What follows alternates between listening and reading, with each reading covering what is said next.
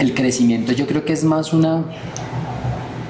en nuestro caso particular, es más una consecuencia que una intención.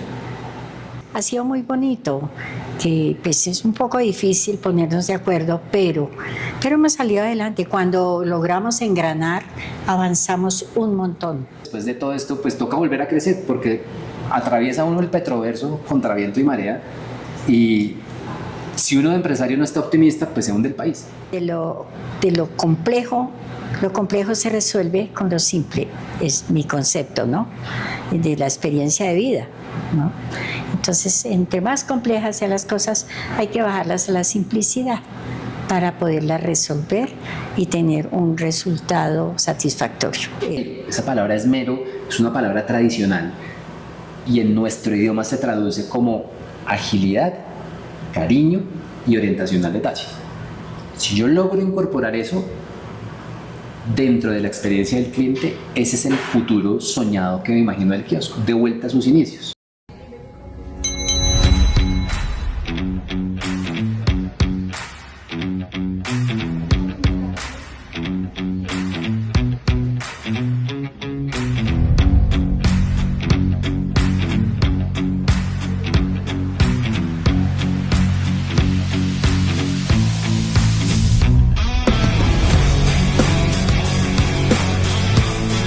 Hola, bienvenidos a un nuevo episodio de A la Carta, el podcast de la revista Buen Gusto. En esta oportunidad tengo el gusto de darle la bienvenida a Pablo Buitrago y la señora Magdalena Martínez. Ellos son socios y fundadores del Kiosco, un negocio que desde 1989 es bien reconocido en la ciudad de Bogotá, sobre todo por sus empanadas y otro tipo de amasijos y productos que tienen allí. Con ellos vamos a estar hablando precisamente acerca de cómo lograr esa vigencia en el tiempo y cómo esas marcas llegan a las segundas generaciones y logran perdurar y conquistar nuevas generaciones. Antes de comenzar, y si eres nuevo en este canal, te invito para que te suscribas y le des clic a la campanita para que no te pierdas ninguna novedad de nuestro canal en YouTube. Recuerda que estrenamos episodio de podcast cada 15 días. Empecemos entonces, pues primero que nada, bienvenidos, muchísimas gracias por aceptar esta invitación. Gracias a ustedes por la invitación. Y para empezar, como todo buen menú, nosotros pues también tenemos una entrada. Y en la entrada queremos que nos cuenten sobre los inicios del kiosco. Entonces, pues doña Magdalena, me encantaría conocer esa historia. Pues fue en el año 89, veníamos de La Calera y llegamos a Cedritos. Me pareció un lugar como inhóspito, no había tanta construcción y era muy árido, muy frío. La iglesia todavía no la habían construido y veía pasar un montón de gente y dije, uy, aquí queda bien como un peaje, pero un peaje obviamente no lo podía colocar. Entonces pensé en crear un cubo en el antejardín, un cubo en cristal, y dije, pongo ahí un negocio. Pero no se usaba el cristal en esa época, o por lo menos eso me dijo el arquitecto. Dijo, no se puede hacer. De todas maneras, la idea era crear un negocio porque había que generar ingreso y era una manera como de llamar la atención y de romper con el entorno. Algo que rompiera y que todo el mundo, ¿qué es lo que hay allá? Así nació el kiosco. El arquitecto me dio la idea de un gazebo, dije, ¿eso qué? Hágame un dibujito, eso se llama un kiosco, no me le ponga nombres raros. Y así quedó el kiosco. Ah, o sea, ahí también nació el nombre. Ahí nació el nombre. ¿Y ya sabían que iban a vender empanadas, fritos, o cómo surgió como esa idea? Pues como yo venía de La Calera, nosotros veníamos de La Calera, y allá tenía amigas con ese tipo de negocios, entonces ellas me dijeron, ay, ponga ya este negocio, y me llamó la atención porque quería hacer como un pueblo ahí en ese sector, como crear esa calidez del pueblo, esa cercanía, ese que llegaran y hola y buenas, algo así informal. Y eso lo logramos porque ese pues era uno de los fundamentos para atraer a la gente. La informalidad, la cercanía, la calidez. Y así nació el kiosco.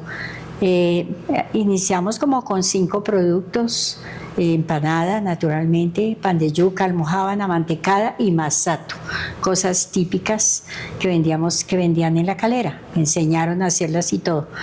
Pero la gente fue creando el negocio, porque llegaban y decían: ¿tiene fresas con crema? Sí, más tardecito, es que ya las vamos a preparar. ¿Tiene arroz con leche? Ya va a salir. Por ahí en 1 hora ya está, pase luego y se lo tengo listo. Y así los clientes fueron creando el negocio.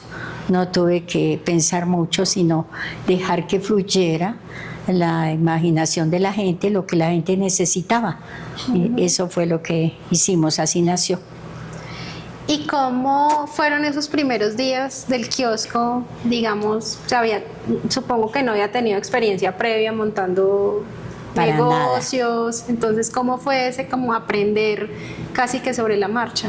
Sí, exactamente, pues muy duro porque pues mi profesión era otra y no sabía nada de ventas, para nada, pero eso depende como del cariño que uno le ponga. Primero la necesidad, hay que ser claros, la necesidad, y a esa necesidad hay que agregarle cariño, amor, buena voluntad, deseo de superación, de hacer algo, pero bien hecho, ¿no? Siempre tratando de mejorar para poderse mantener uno en el mercado. Pero pues yo no sabía todo eso, sino intuitivamente lo fui aprendiendo. Y Pablo, ¿cómo recuerdas esos primeros días? Me imagino que eras un niño. Mi mejor amigo dice que yo fui el primer caso de trabajo infantil que él conoció, porque salían de misa de ahí en Cedritos. Mi mamá tenía siempre esa noción de pueblo, entonces ella quería armar el pueblo, la plaza del pueblo de Cedritos. Cedritos no era un pueblo, era como un caserío, eran puras lotes vacíos, en donde hoy en día en todo el lote hay edificios y casas, y algunas casas. Pero ella tenía la noción de pueblo, entonces tenía en la esquina del parque, a 1 cuadra de la iglesia, y ahí el kiosquito como en la mitad, en el in-between. Entonces, ¿qué pasó? El kiosquito comenzó a necesitar mucha ayuda a las salidas de misa, que se volvió como costumbre del barrio. Voy a misa y voy al kiosco a comer empanadita después, la famosa empanadita de iglesia. Y salían de misa, yo estaba arriba haciendo mis tareas y todo el tema, no, deje eso ahí, venga acá a la caja. Entonces vaya a atender la caja, porque entonces desde los 11 años, 12 años ahí trabajando en la caja, o cuando se nos ocurrió, venga, ¿por qué no me traen esto a la casa?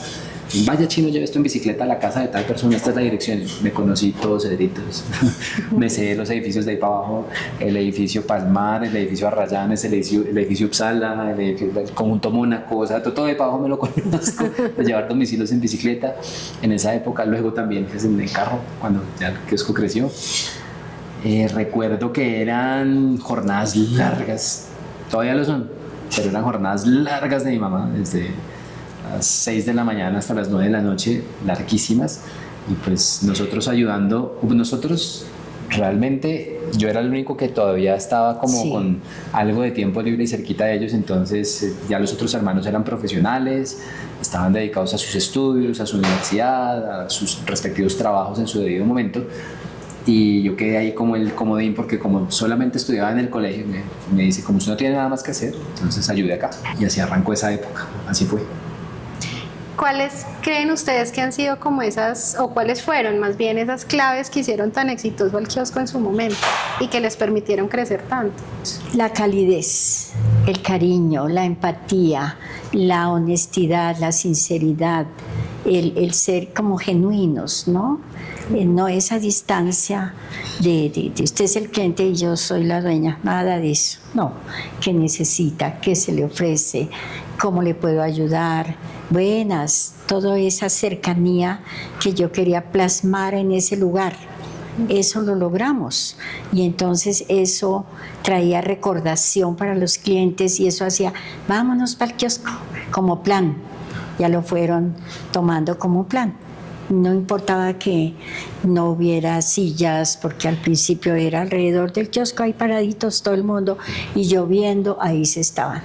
No importaba, pero les encantaba yo pienso que era por la calidez, por la atención, por la amabilidad, porque obviamente lo atendíamos por ahí 2, 3 personas. Entonces era fácil, ¿no?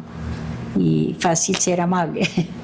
Tengo una historia de mercadeo del kiosco que ¿se acuerdan que al gol de Maradona en el Mundial del 86 le decían la mano de Dios? Bueno, el kiosco tiene su propia versión de la mano de Dios. Y es que por allá por el 92, 93, la iglesia de San Tarcisio, que es la que queda ahí al lado, tuvo su día de la familia, yo no sé qué evento de comunidad católica. Y entonces le dijeron a doña Magola, venga, es que tenemos el Día de la Familia, ¿usted por qué no nos ayuda con algo para poder vender nosotros en el Día de la Familia? Y mamá toda la vida fue de compañía de religiosas y muy creyente y muy católica en su práctica y en su pensamiento. Y entonces le donó al señor cura párroco de ese momento, le donó una lata de mantecada y una cantina de masato. Entonces, producto de esa donación, que les fue muy bien y la vendieron toda en el Día de la Familia, producto de esa donación, el cura arrancó a decir al final de todas las misas, bueno, y entonces no olviden pasar por las empanadas de doña Magola al final de la misa. Y yo creo que eso fue un hito de mercadeo súper significativo para el kiosco, porque se le volvió a los feligreses, o sea, ese era el Facebook de la época, ¿se cuenta? O el Instagram. El ¿sí? influencer El influencer del barrio era el cura. Entonces, claro, el cura decía, no, que pasen por las empanitas de doña Magola, y pues todo el mundo, palabra de Dios, sí, claro. Y por allá pasaban. ¿En qué momento la empresa empieza a crecer al punto de que ya hay que contratar personal? ¿Cómo fueron esos primeros años, digamos, ya en otro espacio? ¿Cuánto tiempo duraron en ese pequeño kiosco del inicio? Uy, duramos hasta como el 2010. Antecitos del 2010, salió Pablo de la Universidad de los Andes, ingeniero industrial con una visión de empresario grande. Él se imaginaba que el kiosco era Alpina o algo así, y empezó, compremos estos nevecones grandototos para almacenar, para crecer, yo me asusté. Dije, no, Dios mío, me va a llevar a la quiebra, porque ¿para qué me lleno de tanta cosa si yo quiero ser pequeña? Y entonces ha sido una lucha permanente entre crecer, no crecer, pero finalmente pues se fue dando, y ya fuimos enfocándonos en que había que poner una sede donde la gente estuviera cómoda, porque ya hasta pena nos daba que todo el mundo ahí parado comiendo, no era justo cuando llovía y todo. Y así se compraron las casas del parque, de frente al parque, y se hizo la sede del parque. Entonces, desde el 2012 ya está la sede del parque, que ya ofrece un poco más de comodidad, pero por puro amor yo no he dejado cerrar el kiosco original, porque le tengo mucho afecto, mucho aprecio, es un hijo. En 2003 me dedico al kiosco, y si Colombia es un país caracterizado por los desplazados, pues mis padres son otros. Los comencé a sacar poquito a poquito de los espacios de su propia casa. Entonces cogí el kiosquito, el kiosco era el kiosquito. Luego lo primero que hicimos fue separar la parte de postres, porque pues en ese calor entre el freidor y el horno y uno batiendo crema de leche, entonces pues era como contraintuitivo. Entonces nos separemos por lo menos la parte de postres, y cogí realmente unilateralmente, casi sin preguntar, el garaje de la casa. Entonces el garaje de la casa. Luego les cogí la cocina, luego les cogí la sala. Luego les cogí la parte de atrás del patio, esas casas de cerritos viejas que tienen patio del carro como que hasta el fondo, hasta el otro edificio, de esos lotes 10x34, hasta el fondo. Todo eso hicimos como la cocina, la primera gran cocina del kiosco, la bodega, hicimos un segundo piso de bodega para tener desechables. Luego comencé a coger el segundo piso de oficinas. Entonces el cuarto que era de mis hermanos, la oficina principal, el estar de televisión, la oficina de recursos humanos, el cuarto que era de mi hermano, entonces la oficina de gerencia. Y así poquito a poquito nos fuimos consumiendo la casa, hasta que mis papás dijeron, bueno, ¿y qué? ¿Nosotros qué? O sea, solamente nos queda el cuarto, ¿qué hacemos? No, pues tocó para otra casa. O sea, salieron para otra casa, porque la misma operación, el mismo impulso, el mismo crecimiento entre inercial y orgánico que traía el negocio, más los esfuerzos como comerciales subsiguientes, ahí comenzó a a tener una época, creo yo que ha sido la más próspera. La más próspera. En su momento. ¿Para qué trae gente? Pues nosotros estamos acá. Poder delegar y que pues no seamos nosotros todo el tiempo los que estamos encargados del tema. Bueno, no sé, fue una época muy próspera, pero de mucho desafío. Rifirrafe, porque pues, visiones muy distintas. Sí, entonces yo feliz porque compramos el local allá vive en Sanchía, y yo dije, como es para Pablo, que ponga su negocio, gloria a Dios, se va para allá y me deja aquí tranquilita porque yo no quiero crecer, quiero quedar pequeña.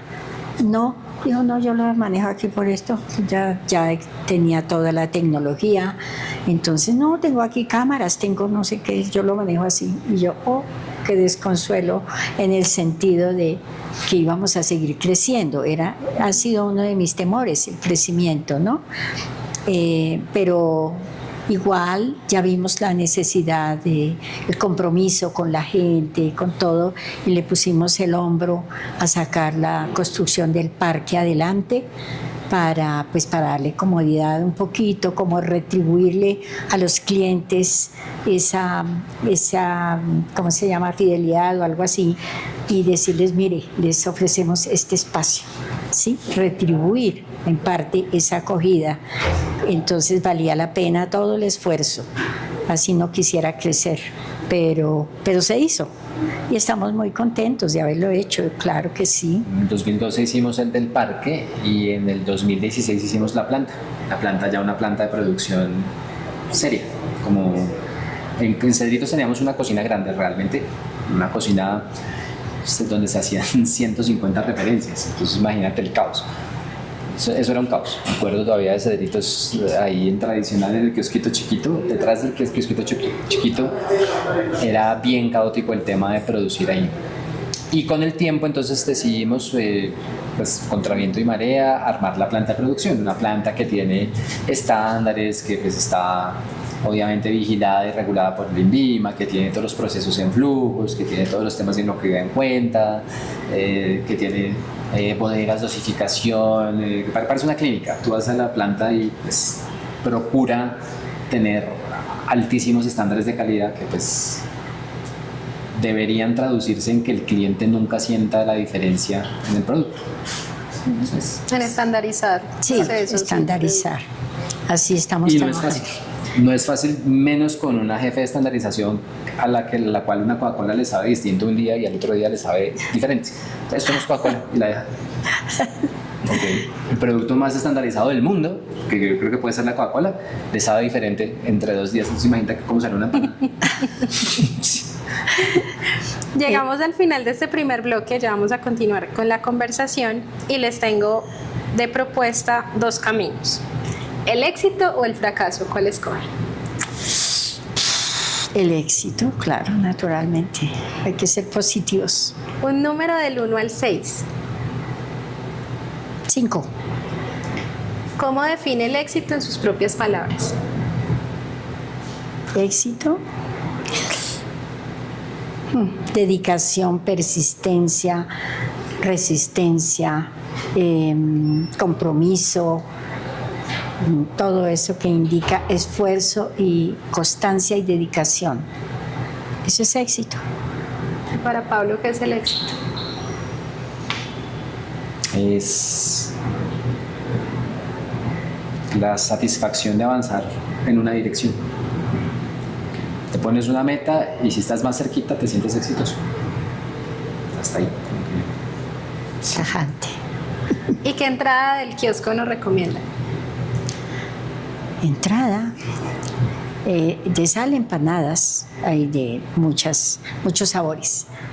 Para empezar a hablar en este bloque del fuerte, yo quiero retomar algo de lo que veníamos conversando y quisiera saber por qué en el caso de la señora Magdalena no quería crecer y por qué tú sí considerabas importante el crecimiento. Quiero conocer como los 2 argumentos. Básicamente por mantener el control, por la aversión al riesgo, por conservar como me parecía que al crecer se perdía la autenticidad de los sabores, como sucede, ya se vuelve muy de fábrica y yo no quería eso. quería, afortunadamente hemos logrado conservar los sabores porque Pablo muy inteligentemente ha sabido hacerlo, ha dado ese paso. Obviamente él es ingeniero industrial, yo pues soy ama de casa. Entonces ahí está la diferencia, ¿no? Creo yo. Pero Una ama de casa con 150 empleados. Pero digamos el amor, el gusto por hacer las cosas, el deseo de servir y todo eso, pues ha ayudado. Pablo con sus ideas de crecimiento y todo, pero yo con la parte como conservadora del tema. Entonces ha sido muy bonito, que pues es un poco difícil ponernos de acuerdo, pero hemos salido adelante. Cuando logramos engranar, avanzamos un montón. Un montón. Eso es como una recomendación. Hay que engranar, hay que echar para adelante, tanto de un lado como del otro. Hay que ceder, hay que entender los signos de los tiempos, hay que saberlos seguir. Gente, lo que es subir a patios en bicicleta sin cambios con el freno puesto. Es algo así de enredado crecer cuando hay una contraparte que dice no vas a crecer. Claro, por naturaleza, entre la edad, la aversión al riesgo, la versión del negocio que ella quería mantener, que es muy bonita, porque de hecho es la que a mí me seduce para terminar trabajando ahí, porque sí es una versión muy linda del negocio, la versión chiquita, la versión en donde uno conoce a todos los clientes, tiene contacto con todos y cada uno de los empleados, se sabe cada producto, se sabe la lista de precios, se sabe los códigos de la caja, se sabe las direcciones de los clientes, o sea, como eso mantenido así es romantiquísimo, es lindísimo. El crecimiento yo creo que es más en nuestro caso particular, es más una consecuencia que una intención. El producto termina siendo muy bueno por los desarrollos de Doña Magola. La gente valora el producto. La gente llama más gente porque le gusta el producto. La gente trae más gente y entonces ya no cabemos y entonces valoran el producto pero no la experiencia. Entonces hacemos un punto de venta donde valoren la experiencia del punto de venta. Y luego la cosa se va desbordando porque más gente llama más gente, entonces pues ya no podemos producir para la misma cantidad de gente que producíamos antes, toca producir para mucha más gente, pues ya tenemos una responsabilidad de salud pública considerable, entonces nos toca hacer una planta. Entonces hacemos la planta y pues la planta pasa que la planta ya es muy grande, fue pucha, y entonces con esa planta tan grande para un punto de venta, pues hagamos otro. Entonces mi primo monta una franquicia en el 2018, perdón. Entonces estaba el kiosco, el de Cedritos, el del parque, el tradicional, el del parque, el de Chía y luego el de Santa Bárbara, que mi primo Andrés lo montó en el 2018, en diciembre de 16, fecha importante para nosotros. Diciembre de 16 fue cuando se fundó el kiosco en el 89 y mi primo lo abre el 16 de diciembre del 18. Coincidencialmente nos cuadran las fechas ahí de puras vainas. Y entonces, claro, el punto de Santa Bárbara trae más clientes, entonces trae más procesos, y entonces toca más gente en la planta, pero entonces si traemos más gente en la planta, entonces toca pensar en otro modelo de crecimiento y llega en la época de las plataformas y la gente, Bogotá está caótica, entonces la gente no quiere salir de su casa, qué pereza manejar 3 cuadras, qué pereza no tener dónde parquear porque la ciudad es súper agresiva con el carro, domicilios, entonces miércoles, ¿cómo crecemos por ahí? Entonces crezca, plataformas, domicilios y ¡pum! Pandemia, ¡jue madre! Menos mal habíamos hecho domicilios. Entonces ahora enfóquese en domicilios, pero entonces redúzcase pero manténgase porque esto en cualquier momento suelta y cuando suelta la gente eso es como haber soltado un toro encerrado, ¿sí? Cuando vivimos pandemia y sueltan la gente entonces salen con una propensión al consumo enorme, entonces un miércoles, entonces hay que producir más, entonces ahí sí la planta, entonces otra cocina oculta en Colina que la montamos, otra cocina oculta en Chapinero, montamos una cocina oculta y decimos, no, bien, las plataformas y todo el tema, luego se vuelve draconiano el negocio con las plataformas porque pues tienen unas comisiones ridículamente altas para lo que aportan al negocio y entonces nuevamente toca pensar en, como decían en pandemia, en reinventarse. Odio ese verbo, pero digamos que es como lo que toca hacer. Y ahorita, precisamente después de todo esto, pues toca volver a crecer, porque atraviesa uno el petroverso contra viento y marea, y si uno de empresario no está optimista, pues se hunde el país. Así es. Como desde dónde hay trabajo, de dónde saca la gente sustento, de dónde vive, pues los famosos subsidios del socialismo nunca llegaron. Bueno, pues creo que muchos de nuestros empleados no los han visto, que serían quienes aplicarían para el tema. Entonces prefirieron mantener su trabajo y demás. Y ahorita nos toca obligados crecer, no hay de otra, Crecer. porque pues hay tanto impuesto, tanto costo fijo, tanto costo regulatorio. Hay que cumplirle a la DIAN, a la ARL, al INVIMA, a todo el mundo hay que cumplirle entre las obligaciones laborales. Que para ser medianamente eficientes, pues hay que diluir el overhead entre más unidades y eso solo se logra creciendo. Entonces, pues, plataforma no es rentable, entonces pues toca crecer con puntos propios. Entonces vamos a abrir otro punto de venta en Chapinero, aquí cerquita, en la 70 con 90. Y eso se abre ahorita en abril. ¿Ustedes tienen domicilios propios? Sí. Sí. ¿Y cómo toman esa decisión? Porque eso es otra estructura. Domicilios propios, lo que te decía, Toda la estaban vida. desde chiquitos. O sea, Pero bueno, digamos, pero de manera más estructurada, Pero no el gerente de toda la operaciones vida. en bicicleta. pero así era. No, y de hecho, hasta hace muy No, pocos años tocaba llevar domicilios en claro. Navidad en mi carro, ya siendo gerente de operaciones, ya teniendo la planta, pero la gente pedía en Navidad latas de natilla. Y nosotros, puche, ¿con qué mandamos eso? Pues toca echarla al baúl del carro y llevarla, porque ¿qué más hacemos? Sí, o sea, Y también- hay que cumplir al cliente.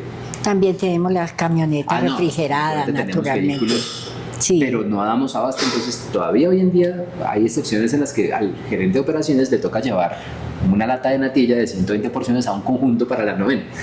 Eso todavía pasa. Y esa estructura de domicilios pues venía de antaño y se consolida full en pandemia, porque pues tocó, ya estaba consolidada, Domicilios propios. domicilios propios, se optimiza y se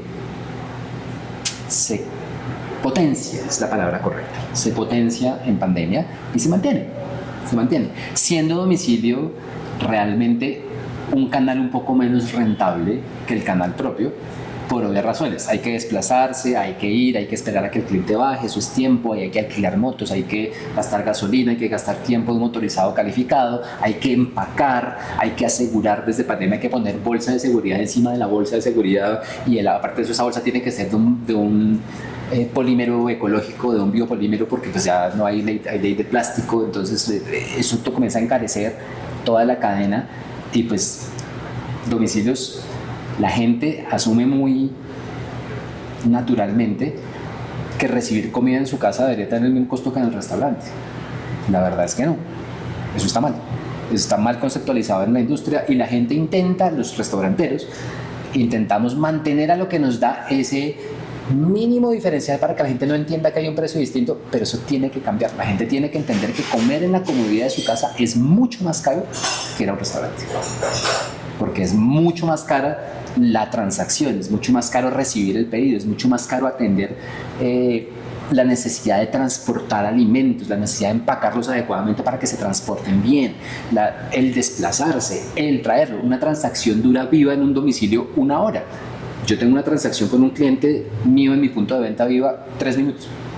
Pido en la caja, entregué café, almohadana, pan de yuca, 3 minutos duró viva la orden. Mientras que en un domicilio, la orden más pequeña de todas dura viva en sistema 1 hora, 1 hora y 10. Se toma el pedido, se alista, se va 20 minutos, se vuelve 20 minutos y se mata la transacción a la hora. Es mucho más caro. Esa es la respuesta.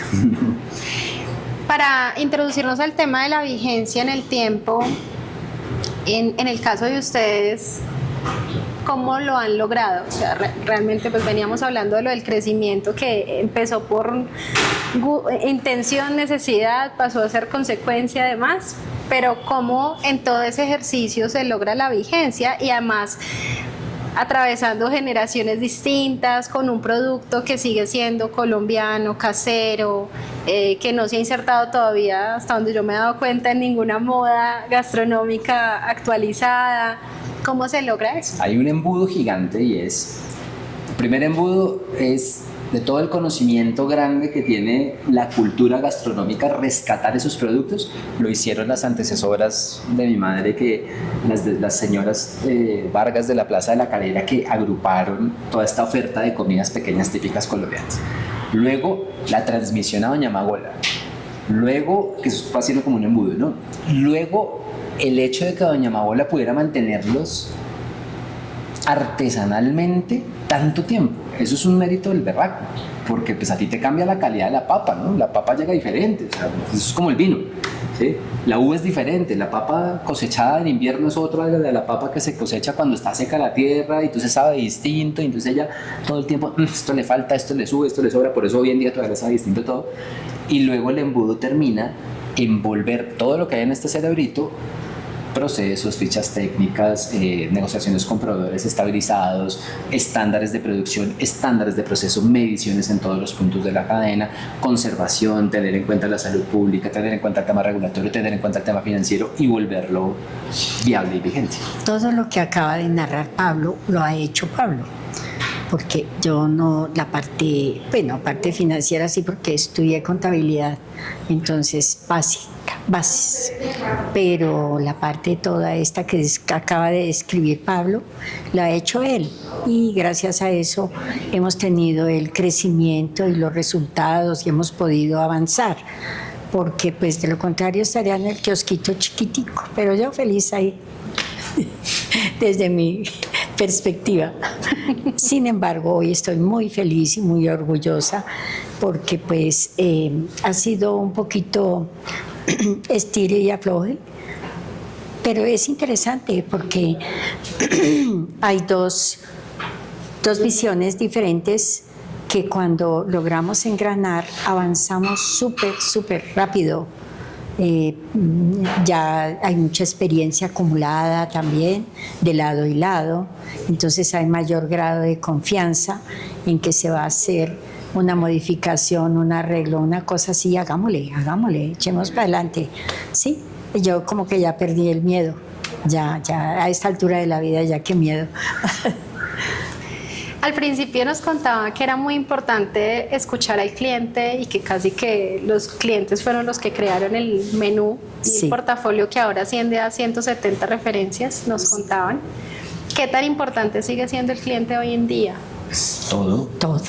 No hay nada se hace sin el cliente en la cabeza, nada. Cuando tú, qué sé yo, recibes una visita al envío, estás pensando en el cliente, estás pensando, ok, este proceso que de pronto se cruza con este otro proceso y hay un riesgo de contaminación cruzada, tú dices, lo tengo que cambiar, lo modifico y lo alineo, porque el cliente no puede percibir eso. No puede pensar que una empanada le termina sabiendo, no sé, una avena le termina sabiendo ají, porque cruzó los procesos en cocina fría. Entonces, sí me entiendes, como que la parte regulatoria, que pues mucha gente la ve como un coco, como, no, es una ayuda. Es una super oportunidad de decir, ok. Hemos creado, los mandamientos del kiosco. Y el primero es amar al cliente como a nosotros mismos. Sobre todas las cosas. Sobre todas las cosas como a nosotros mismos, algo así. Sí. No me acuerdo literal, pero ese es el primer mandamiento. El mandamiento uno. Amarás al cliente sobre todas las cosas. Y así lo vemos, y así lo escuchamos. Y la parte empática es muy importante, es hacer que, como se fundó con esa naturaleza de la cercanía, de el deseo de servir y de que son la razón de ser de nuestra empresa. Hay un tema que ha cambiado mucho con el tiempo, y es que antes, y sobre todo previo al crecimiento, podíamos tener ese contacto tú a tú con el cliente. Cuando teníamos el cliente de frente, era fácil, lo veíamos ahí de frente y me decía, uy, no, brother, la empanada hoy sí no estaba buena, el ají estaba cero picante, bueno, en fin, te decían las cosas de frente. Eso lo tratamos de mantener. Doña Magola está en el punto tradicional, yo estoy en el punto del parque cuando hay mucha operación, mi primo está en el punto de Santa Bárbara, o sea, y tratamos de estar presentes para oírlo. Pero eso ha cambiado tanto que hoy en día te dicen, y tú sabes que la gente en redes sociales no se conecta para felicitar. ¿Sí? La gente en redes sociales es el muro de los lamentos. El muro de Facebook es el muro de los lamentos. O la foto de más likes de una empresa y una marca es el sitio preferido de ataque de un troll. Entonces, como, y así como hay trolls para los influencers, hay trolls para los podcasts, ¿sí? O sea, este podcast les garantizo que tiene por lo menos un troll que dicen, esas historias tan pendejas que, bueno, yo no tengo ni idea, sí, tengo seguro de tener algún troll. Así mismo pasa con las empanadas y con los postres. Entonces está el troll que dice, no, esas empanadas les quitaron peso y ahora son más chiquitas y más caras. No, pero siguen pesando los mismos 75 gramos, con los 80 la pesé hoy. 85, o sea, a veces pesa un poquito más por sea más gruesa la masa, precisamente para que no pese nunca menos de 75, etc. Y hay mucha atención de parte del departamento de mercadeo, de parte del departamento de calidad, a oír todo lo que nos dicen. Claro, está toda la parte negativa que suele ser para lo que usamos en las redes sociales. Entonces está como, me llegó el domicilio, me cambiaron una empanada, sí, me voy a morir, es el colmo, me llegó un pastel de pollo, es un pastel de carne. Perdón, pues fue una equivocación. Podemos corregirlo, pero no tenías que poner un párrafo así de grande diciendo que el kiosco tiene 0 de 10 estrellas, o sea, porque te cambiamos un pastel, es un error humano, pasa. Pero los escuchamos todo el tiempo, los escuchamos en redes sociales, pero nos encanta sobre todo oírlos en el punto de venta cada vez que podemos. Y esto sigue pasando, ¿sabes? En persona. Sí, eso es gratificante, porque también a veces yo voy por la calle, ay, la señora del kiosco, no sé qué, le doy un abrazo, ay, tú tan linda, no, ay, cómo eres de amorosa, no sé qué, recibe uno mucho cariño también. Entonces pues yo me sorprendo, digo, ay, Dios mío, tengo que portarme muy bien porque pues se vuelve uno como una figura pública, ¿no? Que lo tienen ahí en cuenta y hay que pues saber corresponder a ese cariño, a ese esmero. Y yo pienso que parte del éxito es estar del lado del cliente. Es decir, yo siempre estoy, yo como cliente, ¿me gustaría esto? Me cuestiono. Auditoría. Entonces yo paso allá por todos los lados, uy, ¿qué va a decir? ¿Qué va a mirar? Eso me encanta, ese trabajo en este momento de la vida, es auditando, ¿no? Y yo siempre soy el cliente. Entonces llego y miro,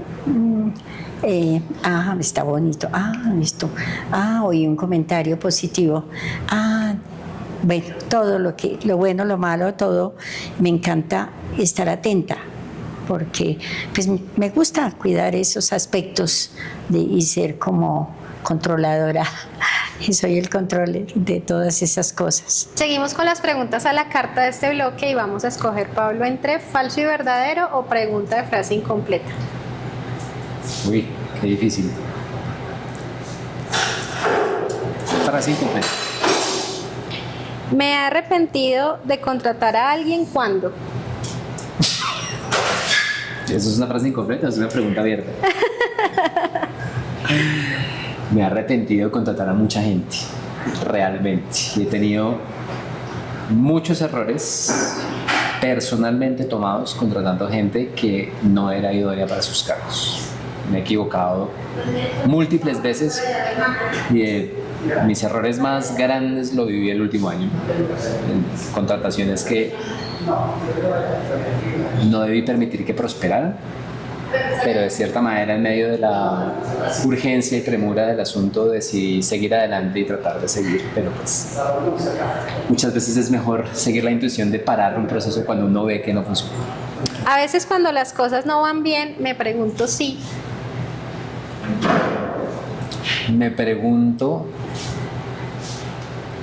si habrá alguna posibilidad de salirme de este tema de ser empresario. me siento incómodo cuando los clientes se quejan de.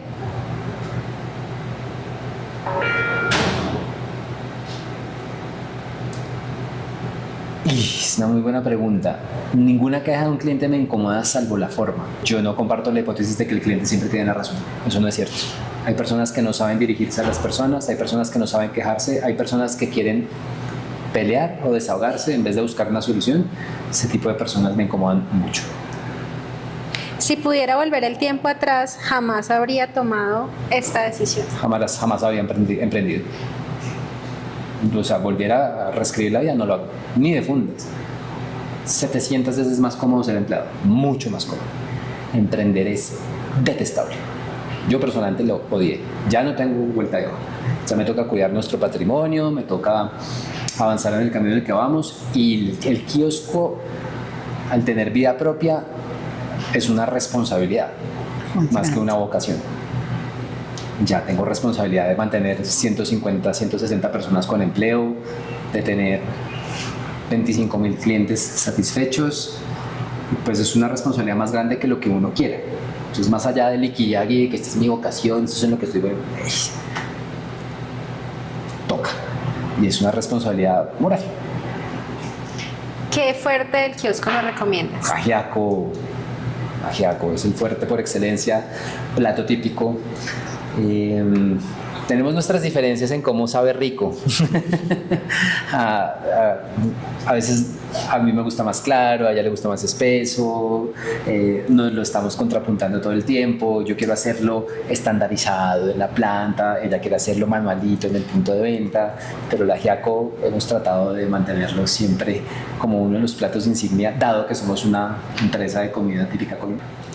Llegamos al postre y siempre nos gusta en este bloque conectar con el ser humano que hay detrás del empresario. Y yo quería preguntarle a la señora Magdalena, ¿qué ha sido lo más satisfactorio en todos estos años? Si mira atrás, de cómo empezó el kiosco a cómo está ahora, ¿qué emociones le remueven, digamos, en el interior?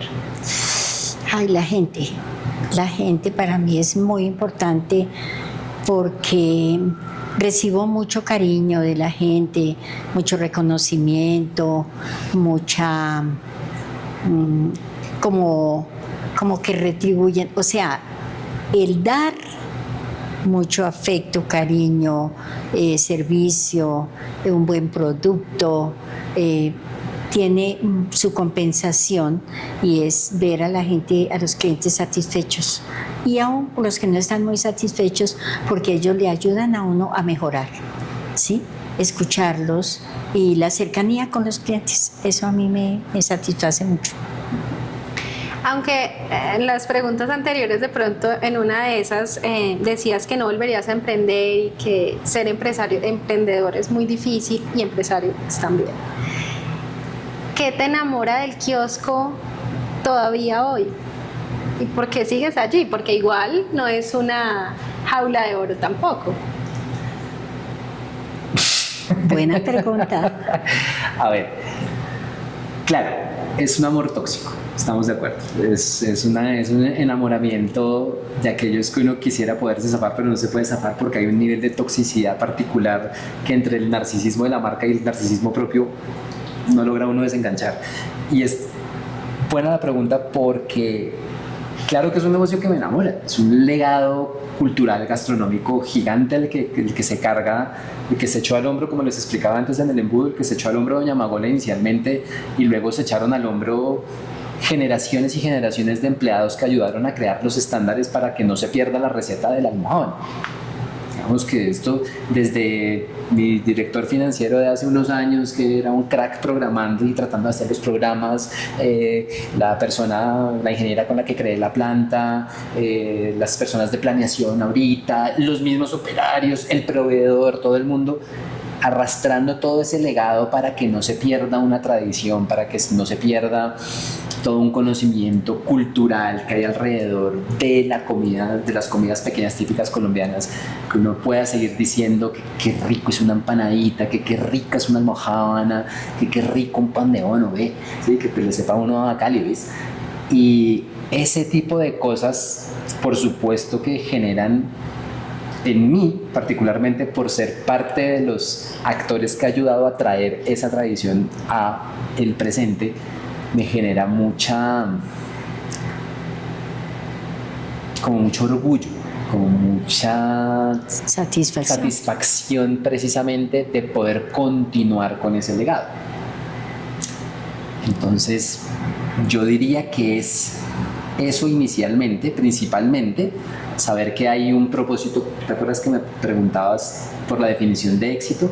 Ese propósito de traer esa tradición cultural es más grande que nosotros. Entonces, cuando tú lo persigues y avanzas un poquito hacia allá, te sientes exitoso, te sientes satisfecho, te sientes alegre. Eso es uno. Y lo otro, pues, que como los que creen en Dios dicen que Dios le da sus mejores batallas a sus guerreros más valientes, ¿sí? Es como, hijo, pucha, esto sí que ha sido un aprendizaje. Entonces, yo no creo en otras vidas, yo no creo en Dios, pero si llegara otra vida, la otra vida la tengo que tener en coche por todo lo que ha tocado lidiar con los aprendizajes que implica ser empresario, porque es retador, muy, muy retador, muy exigente.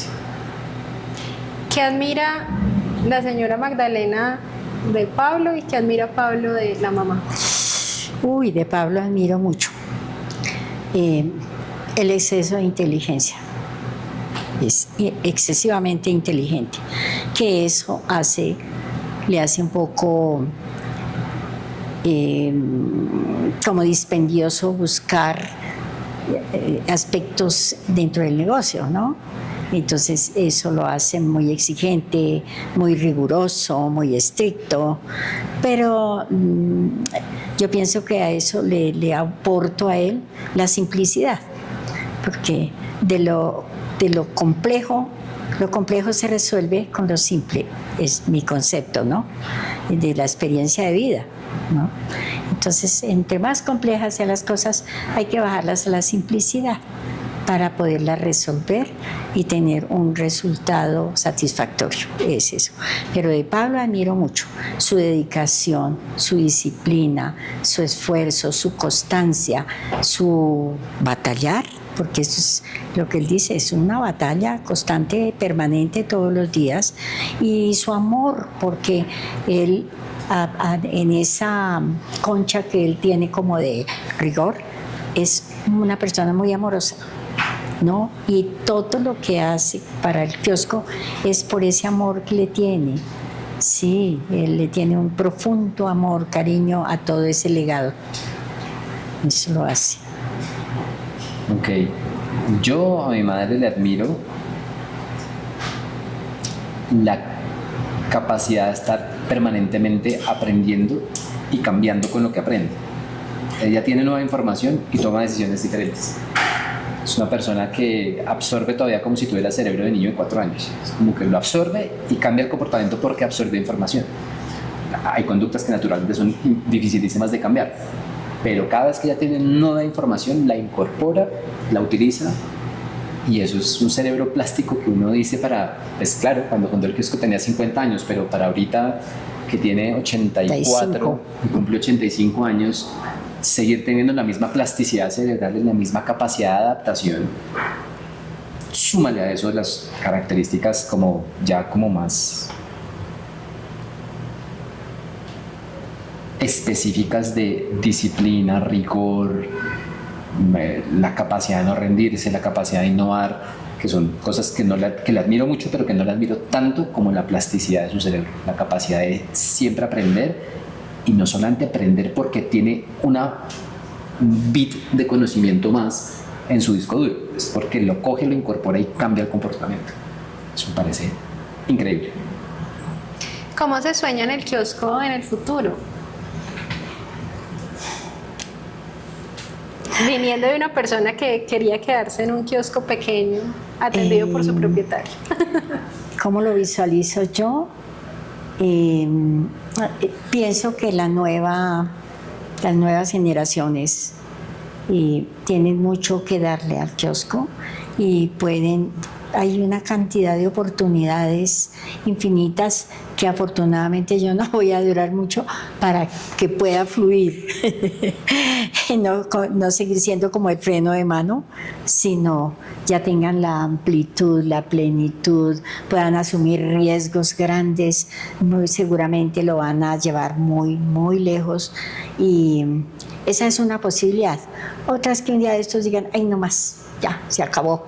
Pues, cualquiera que sea la decisión me parece valiosa y acertada, porque pues también uno tiene que entender que el mundo evoluciona, cambia, los escenarios cambian, y como dice Pablo, tengo esa plasticidad de que lo que sea está bien, no hay problema, ¿sí? Pero lo veo muy bien. Yo me lo imagino de vuelta a sus inicios. ¿En qué sentido? Si nosotros logramos mantener la calidad como hasta el momento parcialmente hemos logrado, nos falta, pero como hasta el momento hemos logrado, y ya el cliente nos reconoce por la calidad, yo lo veo a futuro con que el cliente, y esto es mi sueño más romántico de toda la vida, con que el cliente nos vuelva a entender como su negocio de barrio, del vecino al que le puede hablar, al que le puede decir, al que le puede donde siente un trato deferente, un trato con esmero, donde aparte del producto que es rico, que se debe mantener rico, que eso es algo en lo que estamos trabajando mucho, lo importante es que en cada sede y en cada interacción que un cliente tenga con la marca, sienta que está hablando con el vecino, sienta que lo están atendiendo con esmero. Esa palabra esmero es una palabra tradicional y en nuestro idioma se traduce como agilidad, cariño y orientación al detalle. Si yo logro incorporar eso dentro de la experiencia del cliente, ese es el futuro soñado que me imagino del kiosco, de vuelta a sus inicios, con 1, 2, 3, 50, lo que el mismo crecimiento vaya demandando, pero sí con que cada experiencia y cada punto de contacto de cada cliente con la marca sea del producto rico que espera encontrar y del servicio con esmero. Así lo veo. ¿Tienen planeado algún plan de expansión próximamente Sí. que podamos compartir? Sí, el próximo mes vamos a abrir un punto de venta nuevo en Chapinero, en la 70 con novena. Calle 70, 844, nos vemos allá. Tenemos una cocina oculta en Colina que por el modelo de negocio toca, así como vuelve y juega, el crecimiento es una consecuencia, toca abrirla a público, porque solo con una plataforma operando no es rentable. Entonces toca abrirla a público, entonces eso es parte del plan de expansión. Y aparte de eso tenemos un proyecto muy bonito de la mano de una cliente conocida, ya amiga, muy querida, que es llevar las primeras empanaditas del kiosco a Estados Unidos. Eso es un plan que se está concretando. Si todo sale dentro del cronograma, la segunda semana de julio estamos haciendo el primer beta, como enviándolo primero, esa primera carga que uno sabe que se puede perder porque el Viva la puede devolver porque un papel no está bien, la FDA la puede devolver porque un ingrediente no coincide, no importa. Ese segunda quincena de julio es la meta para poder comenzar a poner producto en Houston inicialmente y luego esperamos que pues, en más sitios de Estados Unidos. Ese es el siguiente punto de crecimiento. Y se vienen también, como dicen por ahí los chinos hoy en día, se vienen cositas, se vienen otros formatos, puntos más chiquitos, puntos de solamente express. Entonces que tú encuentras a la salida de un Transmilenio, ay, la empanadita con el ají, chao, sí, como puntos más de conveniencia que de parche. Eso está pensado, pero para el otro año creo, porque este año no nos va a dar la caja. Y pues tenemos que algún día salir del Petroverso y poder seguir creciendo. Pero me encanta verte soñador. Sí, ese sí. Siempre. Digamos Siempre. que Sí, esa es su característica. Sí, hacer realidad lo que sueña. Y pues a mí personalmente me parece como inalcanzable en un momento dado. Ay, ¿qué hacer con ese cuento? Eso no, por mi estilo, digamos, de pueblo y eso. Pero él, obviamente, con su preparación, su capacidad, su experiencia, su bagaje, su manera de ser, pues tiene muchas posibilidades. Entonces, yo tengo que dejar fluir. Esa es como la visión de este momento, dejar que fluyan las cosas. ¿Para qué? Tienes que apuntar, ¿no? Tienes que apuntar. Si no apuntas a ningún lado, pues no te diriges a ningún lado. Sí, exacto. Entonces, arranca por soñar y por imaginar. En un escenario muy onírico, luego ese sueño se vuelve un pensamiento, luego ese pensamiento se vuelve una palabra, y la palabra, como dice la tradición judeo-cristiana, en la palabra está la creación. El logos, pues, luego creas la palabra y con la palabra le pones un deadline y ya lo que era un sueño se te volvió un objetivo y lo persigues como si fueras un perro detrás de un hueso. Y pues qué alegría cuando tú te vas acercando al hueso, ¿no? El perro goza más con la perseguida del hueso que con el mismo hueso. Así estamos cableados como biológicamente para tener como ese mismo sistema nervioso que se alegra y bota serotonina solamente porque uno se acercó un poquito más a ese sueño. Entonces, pues sí, me identifico full con lo que dices. Sí. Vamos al bloque de preguntas a la carta para el postre. Vamos con preguntas relámpago. ¿Cuál sería el ingrediente que nunca permitiría en su cocina? Difícil. Todos son importantes. Si solo pudiera servir un plato de tu menú para siempre, ¿cuál sería? empanadas y de queso. Uf. Podría vivir solo de eso. ¿Qué plato te da más satisfacción cocinar personalmente? Uy, ay, el postre borracho. Ah, ese sí es único en Colombia. Si tu restaurante fuera una película, ¿qué género sería? Una tragicomedia histórica. Ay, ¿qué tal? ¿Qué es lo primero que haces cuando entras a otro restaurante como cliente? Mirar el entorno, mirar cómo está decorado, cómo se presenta, cómo lo reciben a uno. Es lo primero que yo miro. Y de entrada ya digo, wow, bonito, regulín bis, frío, cálido. Sí, eso es lo primero que miro. ¿Qué postre nos recomiendan del kiosco? Yo, después del borracho, primero el borracho y luego el mousse de maracuyá. Infaltables, recomendados, aunque todos son muy buenos. Yo personalmente recomendaría el merengón, que es mi favorito. Ah, bueno. Pero está muy bien Hay que probar los el otros. consejo. Sí. Pues sobra decirles que para mí ha sido un gusto haber tenido esta conversación con ustedes. Les agradecemos muchísimo el tiempo y que hayan aceptado esta invitación. Y a ustedes también por haber sido parte de este episodio. Esperamos que lo hayan disfrutado tanto como nosotros.